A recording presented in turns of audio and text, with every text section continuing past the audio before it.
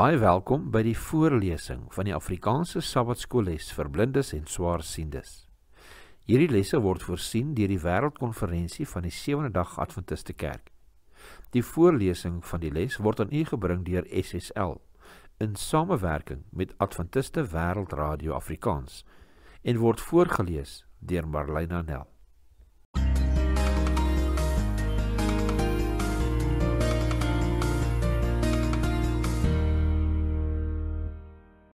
Vrydag 9 Januarie.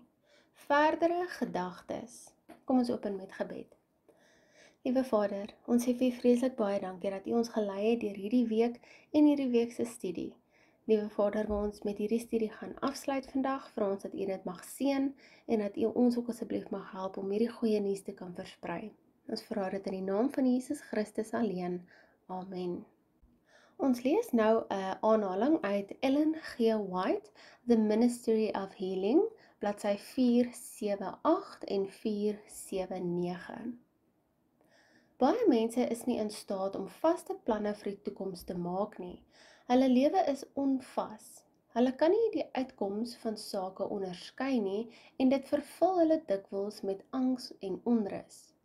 Laat ons onthou dat die lewe van God se kinders in hierdie wêreld 'n pelgrimslewe is. Ons het nie die wysheid om ons eie lewens te beplan nie. Dit is nie vir ons om ons toekoms te vorm nie.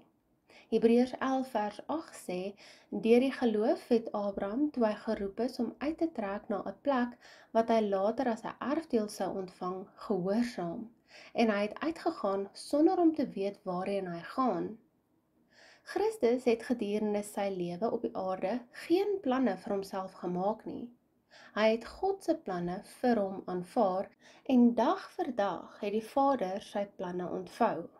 So behoort ons ook van God afhanklik te wees, sodat ons lewens die eenvoudige uitwerking van sy wil kan wees. Wanneer ons ons weë aan hom toevertrou, sal hy ons voetstappe rig. Te veel mense maak in die beplanning van 'n glansryke toekoms 'n totale mislukking. Laat God vir jou beplan. Vertrou soos 'n klein kind op die leiding van hom wat die voete van sy heiliges bewaar. Soos gelees in 1 Samuel 2 vers 9. God lei sy kinders nooit anders as wat hulle self sou kies om gelei te word nie, indien hulle die einde van die begin af kon sien en die heerlikheid van die doel kon onderskei wat hulle as medewerkers saam met hom vervul nie. Ellen G. White, The Ministry of Healing, bladsy 478 en 479. Vraag vir bespreking. Vraag nommer 1. Dink aan die afgelope week en lys dinge waarvoor jy dankbaar is. Sou dit moontlik wees dat jy meer het om voor dankbaar te wees as wat jy besef? Vraag nommer 2. Dink na oor die laaste sin van Ellen G. White se aanhaling hierbo. Dit is 'n baie kragtige geloofsuitspraak. Hoe kan jy leer om God op so 'n diep manier te vertrou? Vraag nommer 3. In die lig van Kolossense 1 vers 6 en vers 23 bespreek die volgende stelling. Ons lees eers gou Kolossense 1 vers 6 en vers 23. Wat julle sowel as die hele wêreld bereik het, en dit dra vrug, net soos onder julle ook, van die dag af dat julle dit gehoor het en die genade van God in waarheid leer ken het. As julle ten minste gegrond en vasbly in die geloof en julle nie laat afbring van die hoop van die evangelie nie wat julle gehoor het en wat verkondig is in die ganse mensdom onder die hemel, waarvan ek, Paulus, 'n dienaar geword het. Kolossense 1 vers 6 en vers 23.